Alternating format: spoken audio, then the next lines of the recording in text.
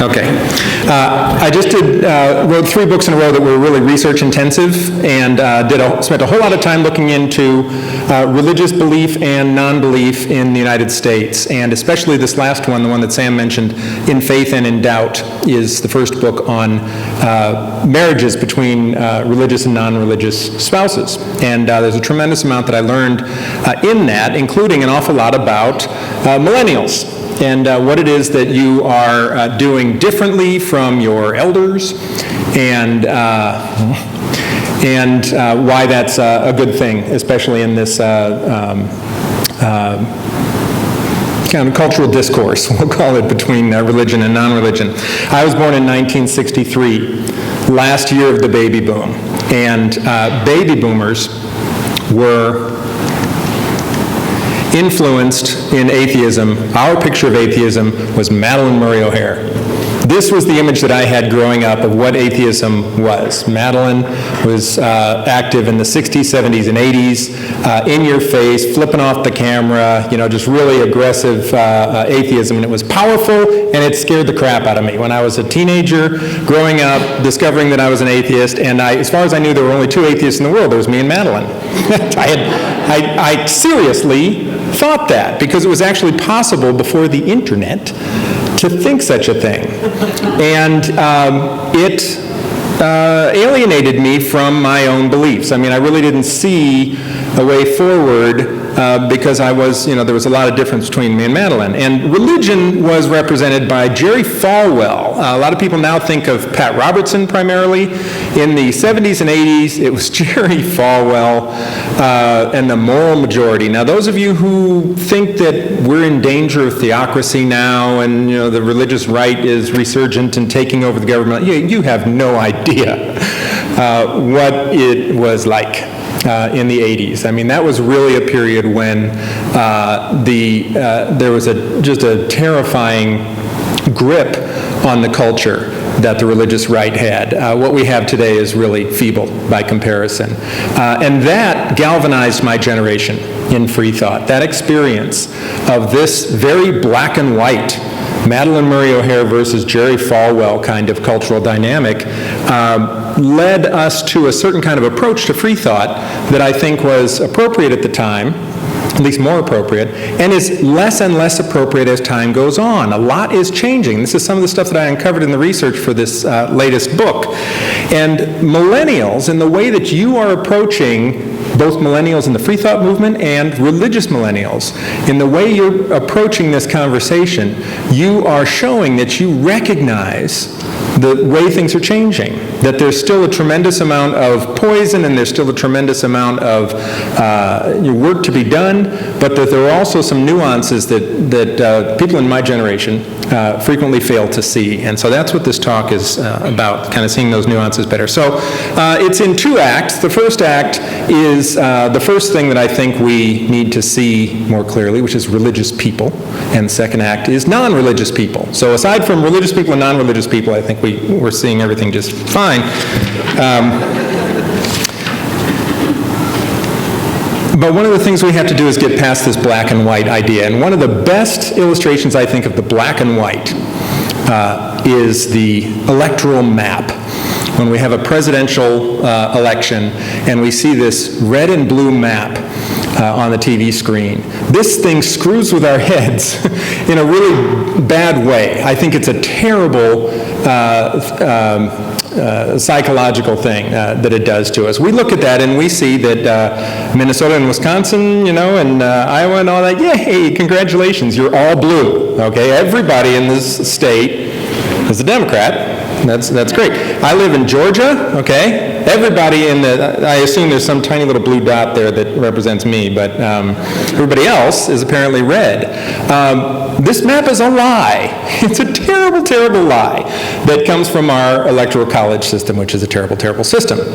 But even knowing that it's a winner-take-all system, I still can't get it out of my head that Georgia's a red state, right? That Wisconsin is a blue state. Neither one of those is true. And a Princeton mathematician named Robert Vonderby came up with this fantastic solution to this, which you've probably seen, which is called Purple America. He took every county in the United States and colored it purple in the precise ratio of red to blue that represented the actual votes in that county. And you come up with this map. Now, that's a fabulous thing to me. Among other things, look at Georgia. Georgia is purple. It's actually a lot more purple than some of the western states, which are really, looking pretty red regardless. And it just helps you realize that the really clear demographic lines, the really clear divisions between us are illusions, and that we have these manifestations like the red-blue map that give us a false sense of our division. Georgia went 45.5% for Barack Obama. Obama lost, and it's very typical. It wasn't just a racial divide either. Georgia typically goes 42, 44, 46% for the Democrat in a presidential election. Republicans consistently win the state, but they win it by about 5 or 6%. Now that means that when I look around the state and sort of have the feeling that I'm surrounded by reactionaries, that especially in election years, I'm just depressed, looking around and realizing I'm the only one who's not voting Republican. It's not true. It's not true. And we know this as soon as we put the Obama sign in our front yard and we have neighbors jogging by say, hey, me too. And I had no idea, right? Because I thought everybody else was red. So we need to begin seeing purple. And you know where I'm going with this. We need to do the same thing in religion and non-religion. Religious labels create this false sense of polarization, right? I'm an atheist, somebody else is a Christian, and therefore we have essentially nothing in common, right? It's a red and a blue distinction. It implies this polar difference. But there are several great ways to bring out the purple in religion, and one of them is the Belief-O-Matic quiz. Has anybody taken the Belief-O-Matic? Familiar with this? Oh, not too many. You've got to do this. You go to beliefnet.com, okay, and there's a button that says take the Belief-O-Matic quiz, and it gives you a quiz with 20 multiple choice questions that relate to belief, religious belief. What's the nature of the deity is one of the questions. And it'll say there is one God, another one will say there are many gods, another one says it's an impersonal force, and another one says there's no God whatsoever. And so you choose the one that's true for you, and you indicate how important that point is for you. You go on to the next one. Get to the end of it, you click submit, and it doesn't just tell you what you are, you're a Lutheran, or something like that. That would be fine. It's much more interesting. It actually spits out 20 worldviews and your percentage of alignment with each one. So I actually take this every year, roughly every year, and last time I took it I came out 100% secular humanist, 92% Unitarian, but I was also pretty darn Buddhist. I was 73% Buddhist. I was 60% mainline Protestant. And, none of the theology, I don't share any of the theology, but there are values questions in there that we share. And for some reason, I'm less Jewish than I used to be. I don't know what happened there, but I'm actually a little more Catholic. I used to be 16% Catholic, and now I'm 18% Catholic. I'm a little worried about that, but that's a fascinating thing. It's a really healthy thing to look at that and say, it's not atheist over there and Christian over here. There are overlaps. And this is really a fun thing if you give it to your evangelical grandma, by the way, because she's going to find out she's 70% Islamic. That's what you get when you take the quiz and give evangelical answers. So we sometimes say that we see this nuance. We know that it's not all fundamentalists over here and atheists on the other side. We know there are moderates, right, religious moderates. But no matter how much we say that, a lot of times we act otherwise, and we make these very blanket statements, and we have this cartoon in our heads that we have to get rid of. An example of something that happened recently was, I think it was last year, a neuroscientist at Oxford in an interview said that someday it may be the case that extreme religious fundamentalists might be actually treated for their belief like a mental illness, could actually be treated in the way that a mental illness is. And in the context that she was making the point, it was a really good point. She's saying essentially this is a delusion in the same way as other delusions that we treat medically and through other kinds of treatment. And it could be the same thing for extreme religious fundamentalism. Well, what do you think happened to her quote as soon as it was removed from context and handed over to atheist bloggers? It immediately became religious people. All religious people are mentally ill, okay? And it's frequently said in a way that is sort of pseudo-compassionate, right? But they're not evil, they're just mentally ill. What we have to do is really have compassion for them and offer them medical treatment, to get over this.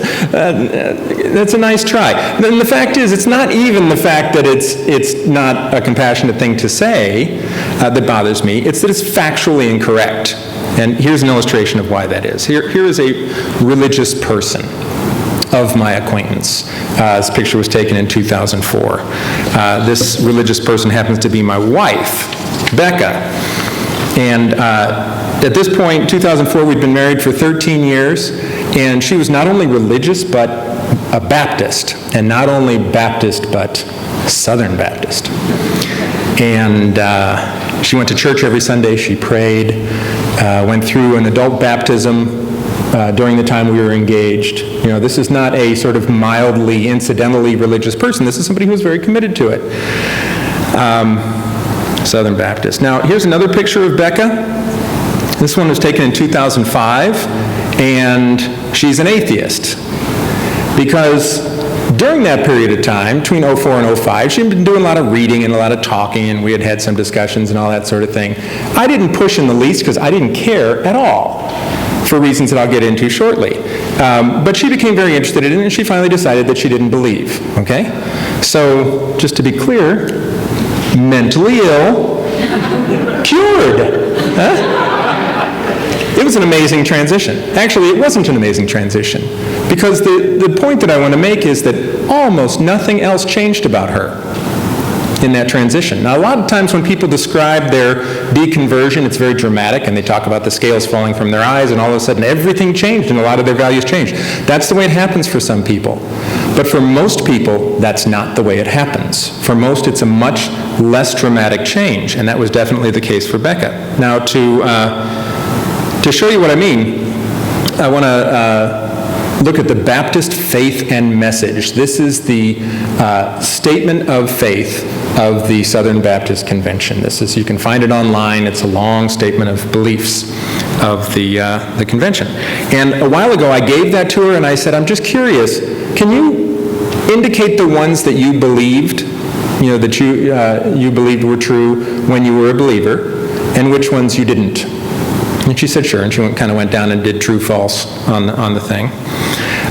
She believed that there is a perfect, all-powerful, all-knowing God, that man is made in his image, that Christ, the gendered language, of course, is in the Baptist thing, that Christ was his son, and that baptism is, quote, an act of obedience symbolizing the believer's faith in a crucified, buried, and risen Savior, the believer's death to sin, the burial of the old life, and the resurrection to walk in the newness of life in Christ Jesus. Yes. Okay, so she believed that. All those things. Basically, God is real, Jesus is his son and our Savior, and the baptism is the new life, right? She also believed several nice things that are in the BF&M. That Christians should oppose racism. That's in there. Every form of greed, selfishness, and vice, and work to provide for the orphaned, the needy, the abused, the aged, the helpless, and the sick, and do all in their power to put an end to war. That's in there, right? That's nice. She believed those things. And that's where it stops, right? Oh, no, that's not true. There was one other thing. One of the things that's in the Baptist founding documents is a strong support for the separation of church and state. This is total news to a lot of people, including a lot of Baptists, right? But it's in there, and Jimmy Carter came out, if you remember, he came out with a book a couple of years ago called Our Endangered Values, I think it was, and he said, hey, I'm a Baptist, and one of the things that I think is really important is the separation of church and state, and Baptists just pounced on him. It's written down. It's not hard to see. But that's where her ascent to the Baptist faith and message stopped. She never believed in original sin. She never believed in the virgin birth or biblical inerrancy or that only Christians are saved. Never. She didn't believe that she was required by the Great Commission to evangelize others. She never believed that homosexuality was immoral, nor that marriage should be the uniting of one man and one woman, nor that it was her duty to submit herself graciously to the servant leadership of her husband. She accepted evolution.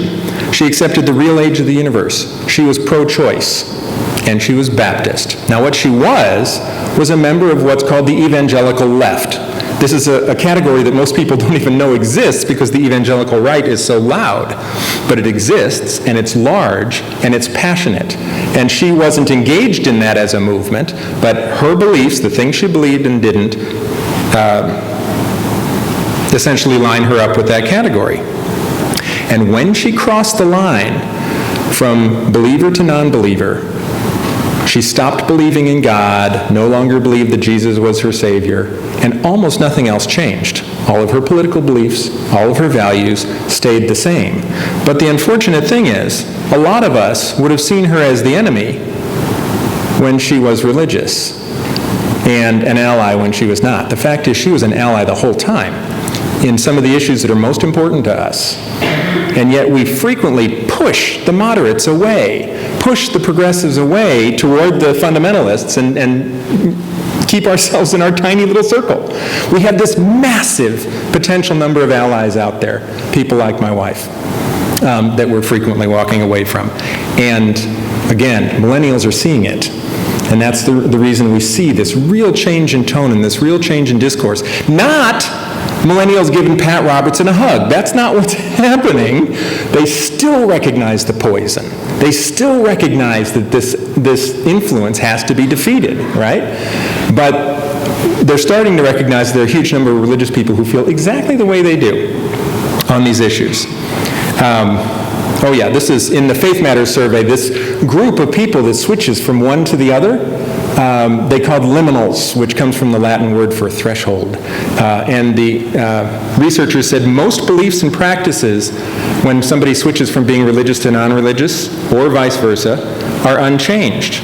For most people, the only thing that changes is how they describe their religious identity. Everything else stays the same. Okay. Great surveys that underline one of these important points. When we look at churchgoers, we think, what are people doing when they go to church? Why does somebody go to church? They go because they're afraid, right?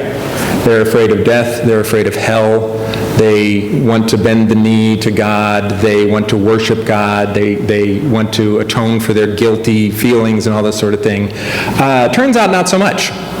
Yes, there are definitely people who go for that reason, but there have been some recent studies that really start to dig into why people go to church. Why are they there? There was a Gallup study in 2007 that asked people to name just one reason, the main reason that they go to church, that they like going to church. Very interesting question, because they don't usually ask for just one. And it's very interesting. Only 27% of the respondents to the survey mentioned God in any way, mentioned God or worship. Everybody else in the survey mentioned community and personal growth and inspiration and reflection and all these other things that can happen entirely outside of the context of God and worship. Even more important study, my favorite current study, was actually done by anybody in the sociology department here? Do you know Chayun Lim? In sociology. He's on the faculty in sociology at the University of Wisconsin-Madison, and he worked with a Harvard team and did a study about 4 years ago now that looked at life satisfaction and church-going. Now, everybody knows, right? Churchgoers are happier people. They love their lives, and we don't. But they actually dug into it in a much more interesting way. They wanted to see what the covariables were. What are the other things going on in that situation? And they found out that if you go to church and you got friends in the congregation your life satisfaction is at the top of the scale. Churchgoers who have a good number of friends in the congregation, happy, right? Next on the scale is us. Non-churchgoers, don't go at all, are slightly below them in life satisfaction. Still doing all right. It's a slight smile. Lowest on the scale were people who go to church but have no friends in the congregation. Now, isn't that fascinating? So what the researchers said was the life satisfaction of churchgoers is almost entirely about the social aspect of religion rather than the theological aspect.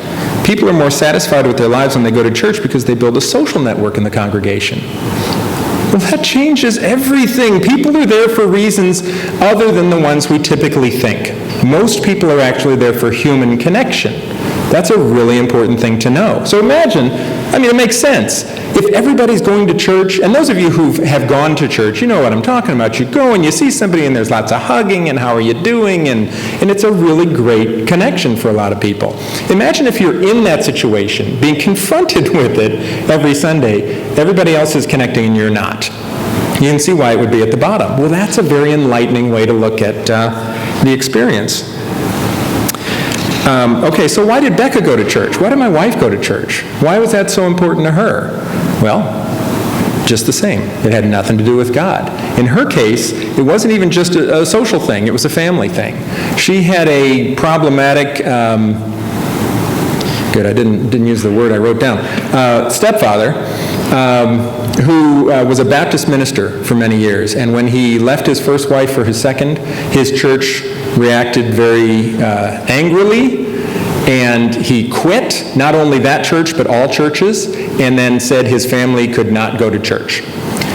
They could only go to church on, I think it was Mother's Day and Christmas or something like that. He gave this, but he would not permit his very religious wife and her daughters to go to church. And then my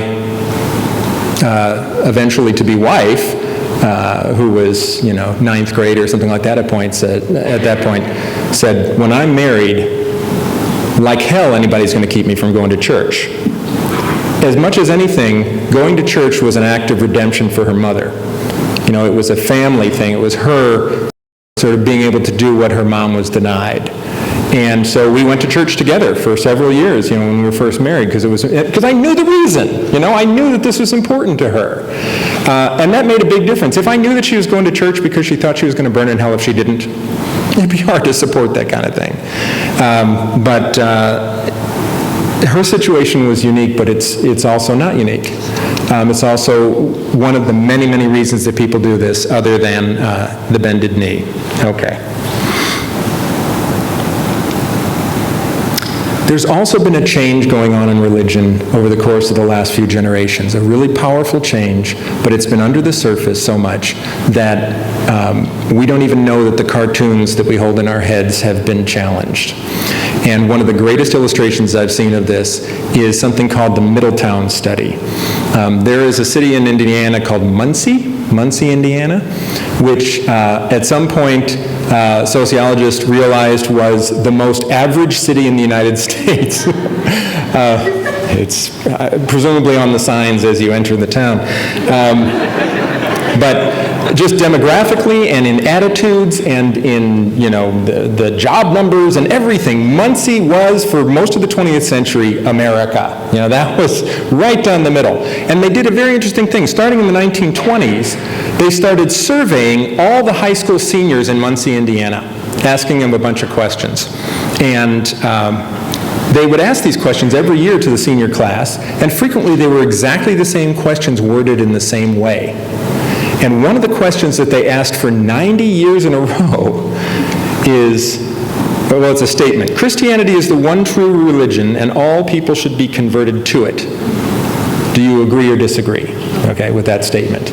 When they asked that question in 1924, 94% of the high school seniors agreed that it's the one true religion and all people should be converted to it, By 1977, that number had dropped to 38%. But, even more interesting, Muncie was more religious by every measure than it had been in the 20s. In the 70s, it was more religious in terms of church attendance, in terms of stated belief, every act of religious engagement. This isn't because people are becoming less religious, it's because it's changing the definition of what it means to be religious. That's the important point in this, this part of the talk. Another example of this is the ultimate compliment. If a religious person, one of the most toxic things a religious person can say to you is, you're going to hell because you don't share my beliefs, right? One true faith is one of the most toxic ideas in religion. So, how many people say, now, a good person who is not of my faith can go to heaven? Even somebody who doesn't believe the same that I do. 83% of current Catholics say yes, somebody who's not a Catholic can go to heaven. You know who disagrees with that? The Catholic Church. It's in the Catechism. It's extremely clear. There's a doctrine with its name, and what extra ecclesiam, I can't remember the whole name of it, but it's a big deal, right? Outside of the church, there is no salvation, is the way it translates, period. And 83% of American Catholics say, not so much, you know? That's a good thing to know. It makes me look at Catholics differently. If I only look at them through the Catechism, I'm not seeing them, right? And I'm not seeing what we have in common. 79% of mainline Protestants agree. 62% of black Protestants. 54% of evangelicals. Look at that. More than half of Protestant evangelicals think that you don't have to be born again to be saved. Is that a surprise to you? I mean, I would think that that would be a surprising thing because we're so used to hearing the loud conservative evangelicals that we don't even know that these other people are there. Okay, but here's the ultimate test. Who are they talking about? Who's saved? Are they just saying, okay, Presbyterians too, you know, it's us and the Presbyterians. Here's the test. Can atheists go to heaven? This is the question that was asked by the Religious Landscape Survey. 46% of mainline Protestants say, yeah, atheists can go to heaven. 49% of Catholics. Nearly half of all Catholics say that atheists can go to heaven. 26% of evangelicals. No surprise that that drops quite a bit, but still, 1 in 4 evangelicals think that we're in, okay? And 100% of current popes. Now, of course, the funny thing is I hear a lot of people say, like I care. Why should I care if I get into your imaginary playground, right? Completely missing the point. This is the ultimate compliment that somebody can give in their belief system. So suppose you're traveling in the mountains of Peru and you meet this tribal people and they ask you to join them for a meal and you learn that they have a belief that all truly good people exude a blue aura that only the elders of the tribe can see, okay? And in the middle of the meal, they turn to you and say, well, you clearly are a good person because you have the blue aura. How are you going to react? I don't believe that. No, right? You're going to be honored that they have expressed this belief in your goodness in the terms of their own system, right? You accept it. We have to do the same thing. I really get irritated when I hear atheists react ungenerously to the idea that a religious person thinks you might go to heaven. The thing to say is, thanks, that's nice. You know, it was a really, really, really nasty thing to say that I was going to hell, and it's nice that you change your mind on that. Okay, so a little more on Catholics versus Catholicism. One of the reasons Catholicism is really fun to look at is that it has an owner's manual, right? The Catechism of the Catholic Church is what you're supposed to believe, right? So the Catechism says birth control is intrinsically evil. By the way, the Catechism is not a medieval document. I mean, it is. But it was, the current Catechism was written in 1992. The year Miley Cyrus was born, for crying out loud. I mean, this is not an old thing. Birth control is intrinsically evil. But U.S. Catholics who say that birth control is morally acceptable, 82%, okay? Catechism says, homosexual acts are intrinsically disordered, matters of grave depravity, under no circumstances can they be approved, and gay marriage support among U.S. Catholics is at 59%, higher than the national average. Catholics have actually been ahead of the national average in support for gay marriage for something like 15 years or whatever, even though their church specifically opposes it. Abortion is without exception a moral evil that is gravely contrary to the moral law. U.S. Catholics who say abortion should be legal, 58%. Again, it's a shock to people who think that Catholic beliefs and the beliefs of Catholics are the same thing. Let's widen out the scope here and look at some other denominations. Humans and other living things have evolved over time. Who thinks that's true? Unaffiliated, 85%. Two-thirds of mainline Protestants, two-thirds of Catholics, and a third of evangelicals think that evolution is a thing. Support marriage equality. Now this is an interesting one because you can see the change. I just wrote this book and I was actually trying to quote the stats on support for marriage equality, and I had to keep going in and changing the manuscript at each stage. I turned the manuscript in January. And I've gone back in twice since January and changed the number of states that have approved it and the percentile of approval. It's stunning. It is stunning how rapid this has been.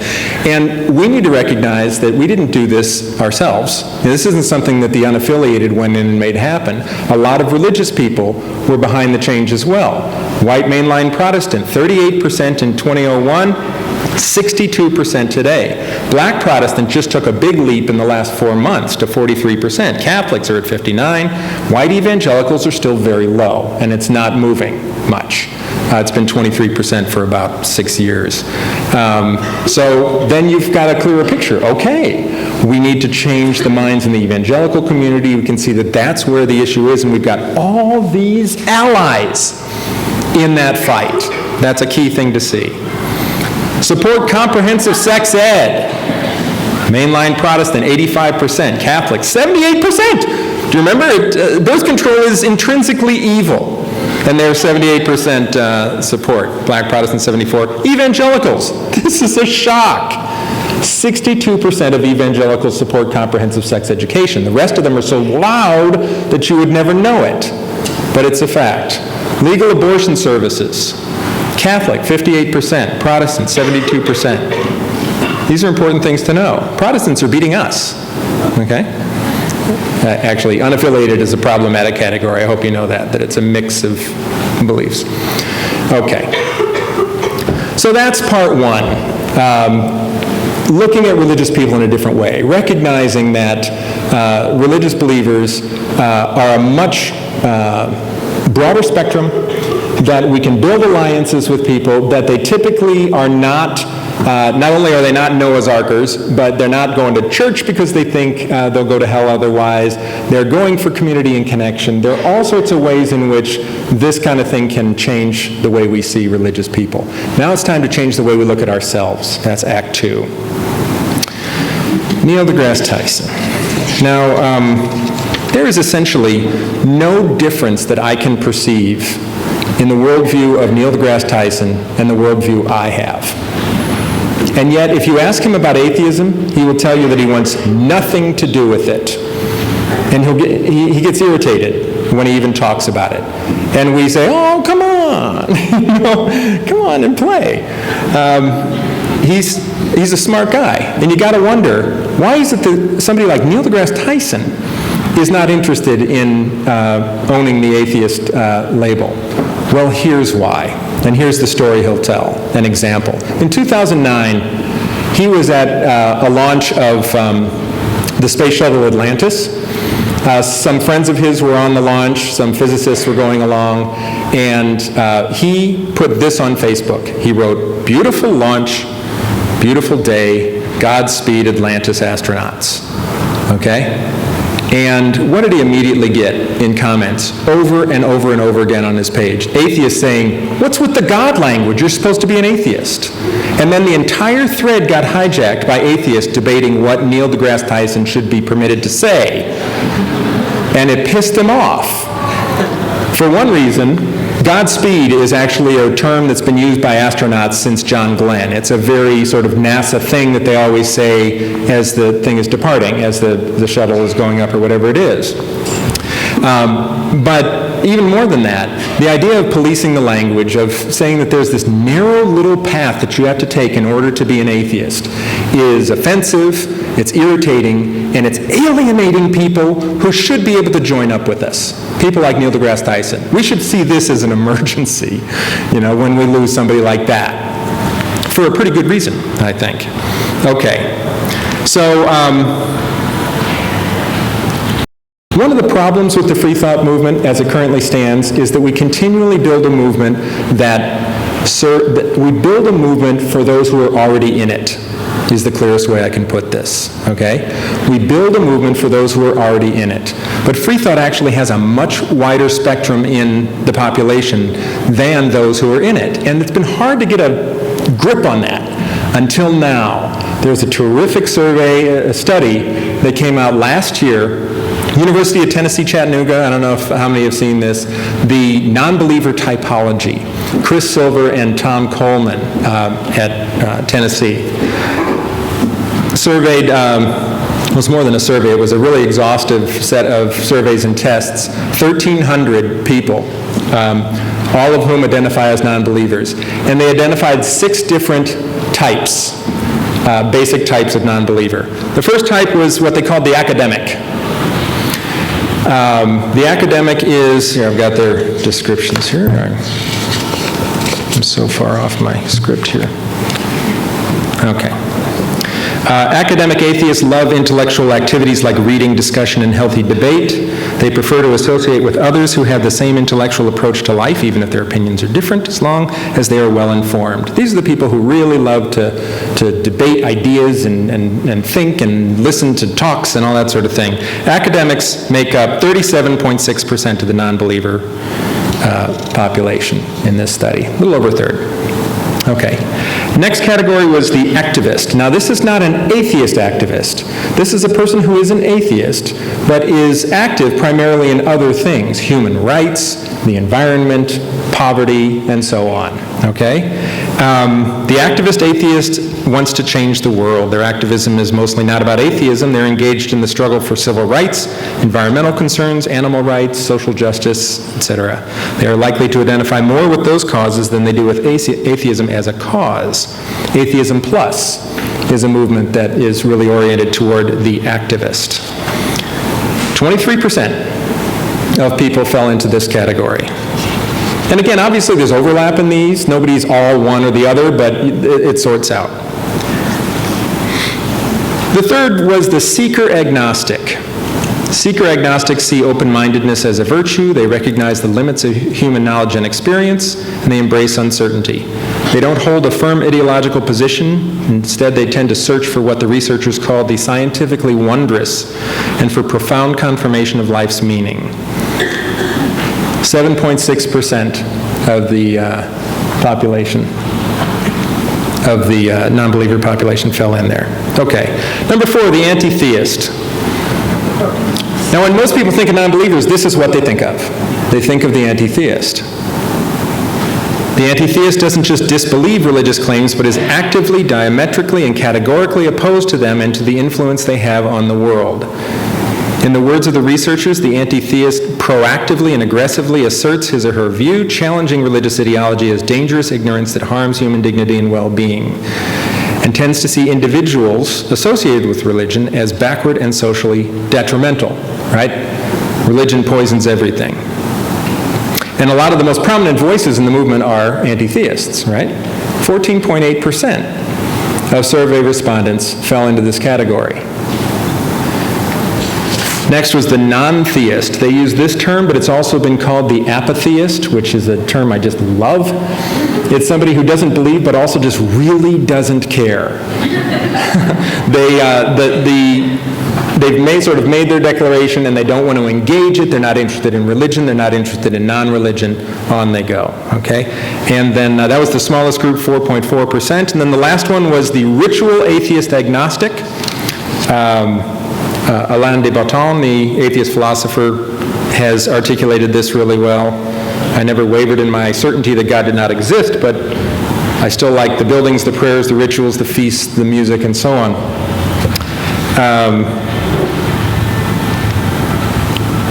12.5%. Okay. So the problem is, if you compare the general population of non-believers, this is what the survey shows, right? A lot of academics, a relatively moderate amount of anti-theists, then the activists, seekers, non-theists, ritual, and so on. That's what you get from the survey, but the movement looks more like this. These tiny, tiny little slices of the seeker agnostic and ritual agnostic and so on. And, about half of the people who are in the movement are probably well described as anti-theists. That actually makes perfect sense, right? If religion pissed the crap out of you, you left it and joined this thing that is opposed to it, right? That makes perfect sense. But a lot of the other people who don't believe, but they still kind of are drawn to some of the aspects of religion, they don't find a place in our movement. They don't find a place in our movement because we're continuing to build it for the people who are already in it. The sort of science-minded, a lot of us are science-minded kind of relative loners. We're not looking for the social connection so much. And that's why it was so easy to walk away from the church, right?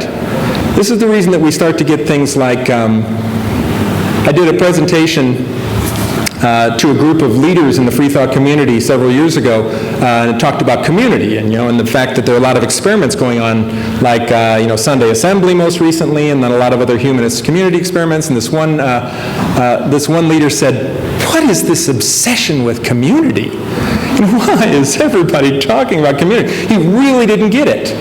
And another one said, "Community, what you're calling community, is this oppressive thing that we ran away from. I don't want to get together with people. I don't want to get into a room and be a community." There is this real, not just disinterest, but frequently a pushing away, an antipathy to the idea of community. There was an article written about a year and a half ago or something like that called "Why Seculars Don't Sing." And the thrust of it was group singing. When you get together and you sing, you're all sort of giving assent to a common idea. We're all saying, I'm putting aside my specific differences and I'm assenting to the text, whatever it is. And that's something secularists don't do. He didn't say why I don't sing or why you shouldn't sing. Even that would have been okay. Instead, he was saying secularists don't do this. We as a group don't do this. We have got to stop saying that. We've got to stop looking at something like Sunday Assembly, right, and saying we don't do that, okay? We do, because there it is, right? For the people who are interested in it, there it is, and there it needs to be. We need to build those options for people and increase the openness of the movement and stop defining it in terms of only ourselves. Okay, so how can millennials lead this? How can we lead this sort of change of perspective and take us in the right direction? First of all, start seeing religious people separate from the doctrines of their churches, right? Because most of them don't believe the doctrines of their churches. The churches don't change frequently, right? They usually don't change, and the people do. People have been changing for generations, but we keep looking at the Catholic Church catechism and thinking that we're seeing Catholics, and we're not. One of the things I'd like to see in that area is I'd love to see free thought organizations devote part of their energy to supporting non-toxic religious expressions, right? So it's really great work that FFRF does and American Atheists and so on when they file a lawsuit because there's been an incursion into the politics or the public square or whatever by religion. That's important work. But how much more credibility would it have if, let's say, every 10th case was an amicus brief that they filed saying, yeah, that is an appropriate expression of religion and we support it. Some court case that's working its way through the system. That'd be a really powerful thing. I'm director of Foundation Beyond Belief. We have humanist members who contribute to 5 selected charities each quarter. And one of the charities that we choose each quarter is a progressive, non-proselytizing religious charity. Somebody that is working for the common good, they're not pushing their religion, and they are following common values with us. Right now we're supporting the Baptist Joint Committee for Religious Liberty, which is a committee that has, first of all, been completely shunned by the Southern Baptist Conference, which is a good sign. They used to support them financially, and they cut off the support entirely because they're furious. They say, you're in bed with the liberals. Yes, they are. And and they're really hot. These are people who have the same value we have. They want to be able to pursue their own beliefs, independent of government interference. They want other people to be able to do the same thing. They have stood up for secular groups on college campuses that have been challenged inappropriately by the administrations. It's a really great group. And it lends us a tremendous amount of credibility when we can say, yeah, we can actually tell the difference between Fred Phelps and Jimmy Carter. You know, we can actually see the spectrum and act on it. Another thing we have to do in general is look at the religious impulse, look at what people are doing, and try to understand what is really going on. What is really happening when people pray? What is really happening when somebody says bless you, or when they go to church? We need to really start looking at it and not just take the first answer that pops into our heads. And so that we can build other secular options that meet a lot of those same needs. Again, that's what Sunday Assembly is doing. Thank you. And several other similar things, the churches of free thought and so on. And we also need to open up our own movement to other people who share our basic worldview, who share a naturalistic view, but don't do it exactly the same way we do. That's an absolutely crucial thing to do. Stop using ridiculous ideas like accommodationist, calling somebody an accommodationist because they actually want to work with a religious group, or they say something nice about a religious person, and they say, oh, you're an accommodationist. Yeah, I'm accommodating other people. I actually think that other people should be accommodated when they're doing positive things. That's fine. What this really boils down to in the end, I realized, is re-examining what constitutes a big question. I've always called God and Jesus and, you know, what happens after we die and ultimate meaning and all this, I've always referred to them collectively as the big questions, right? They're actually the small questions. I've actually realized after all these years that they're the small questions. When my wife switched from being religious to non-religious, she dropped the small questions, the things that didn't bother me that much anyway. She believed in gay rights and evolution and all these various things, and she thought God created things, okay? And then she dropped the God part. That was much, much less of a problem, the God part, than if she had agreed with me that God didn't exist, but she was anti-gay, right? Didn't support evolution, that she believed that she was supposed to be subservient to me. There are all sorts of things that would have been a much bigger problem. Those are big questions. Those are really big questions. So I think we need to flip the whole thing and realize that the God thing, yeah, okay, that's fine. Do your belief in God thing. But if you're with me on these social issues, that's the stuff that really matters. We build that coalition and we can change the culture. Thanks very much for your attention.